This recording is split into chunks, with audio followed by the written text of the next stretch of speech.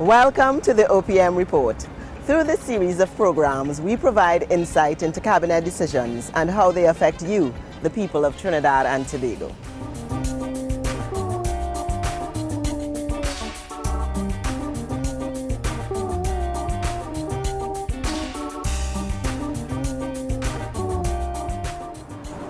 We will keep you updated on government's legislative agenda and initiatives undertaken to improve your quality of life while keeping us on a path for sustainable development. One such notable initiative is the school improvement project being undertaken in the Greater Laventille area. Described by the Prime Minister as an intervention on behalf of and with the children of Laventille, the program will address the special needs of teachers, students, and parents in an effort to break the cycle of negativity and stigma associated with the area. I believe, and the experts are convincing me that it is so, that if the parents and the teachers and the community work together, we will break that cycle and will generate a stream of better citizens. And that is what this program is all about. That is what this program is about, an intervention to break the cycle. This program will succeed if there is the leadership and if there is the discipline. If those two ingredients are available, leadership and discipline. And by leadership, I am talking about leadership from the home, leadership from the community, leadership from the government, leadership from the ministry, leadership from the church and in the vineyards. And if there is discipline, particularly discipline in the schools, you will be amazed at what the schools will turn out in Laventille.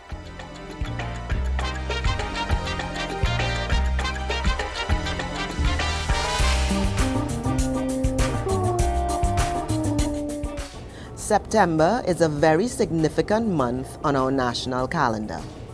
Each year on September 24th, the nation celebrates Republic Day. Shortly after assuming office in September 2015, Prime Minister Dr. Keith Rowley designated Republic Day as a day of national prayer and thanksgiving. Once again, in September 2016, a public interfaith service was held at the Queen's Park, Savannah.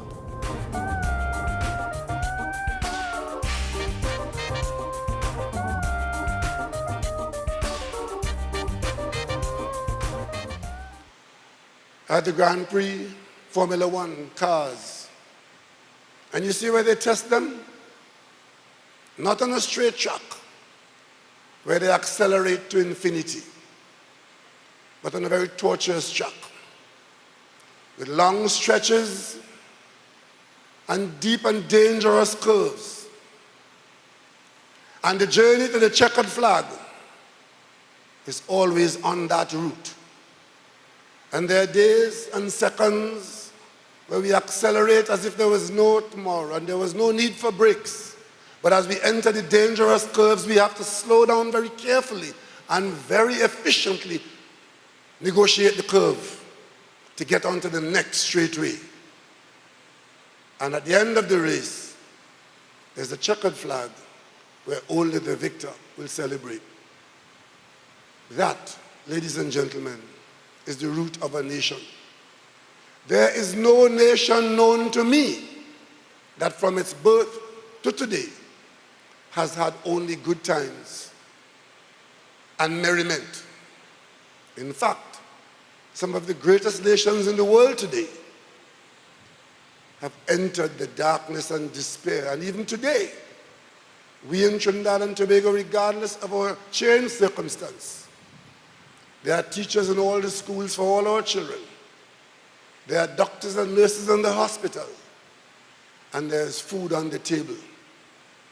Let us be thankful and let us be a grateful people, the people of Trinidad and Tobago.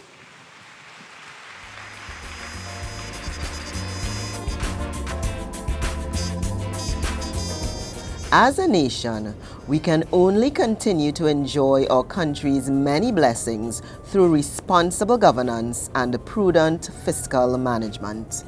In particular, government remains focused on eliminating the wastage of public funds while effectively streamlining the delivery of government services.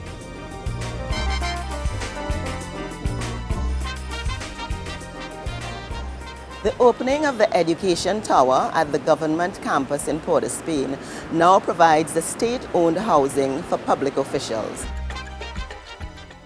So there was a requirement for the state to improve the quality of accommodation for public servants or face public servant leadership disrupting the service of the country.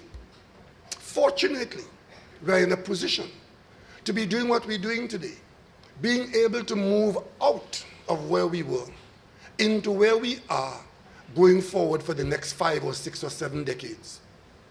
At the time of construction, the numbers sound humongous. You hear how many hundred millions are spent and so on and so on. But at the end of the day, it would cost that kind of money to build a facility like this.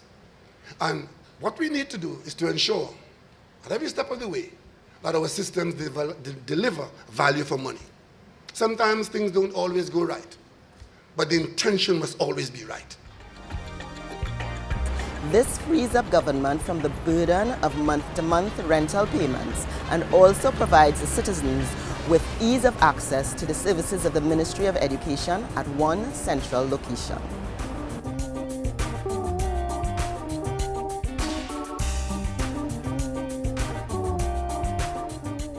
Also finding their way home are several paintings by world-renowned 19th century Trinidad painter Michel Cazabon. Noting the historical significance of the collection of paintings, the government took the decision to purchase 12 works by Cazabon, which were up for auction in England. Titled Cazabon's Legacy, the exhibition of paintings was officially opened by the Prime Minister at the Diplomatic Center on August 20th, 2016.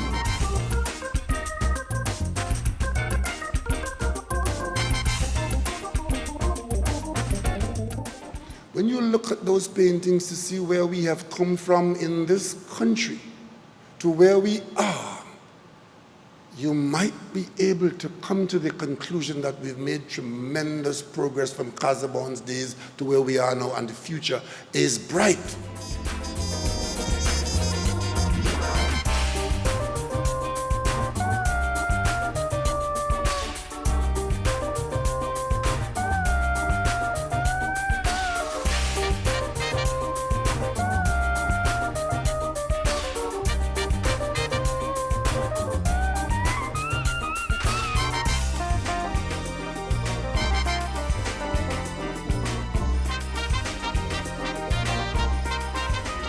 Thank you for joining us on this episode of the OPM Report, where we keep you informed of what's happening with your government.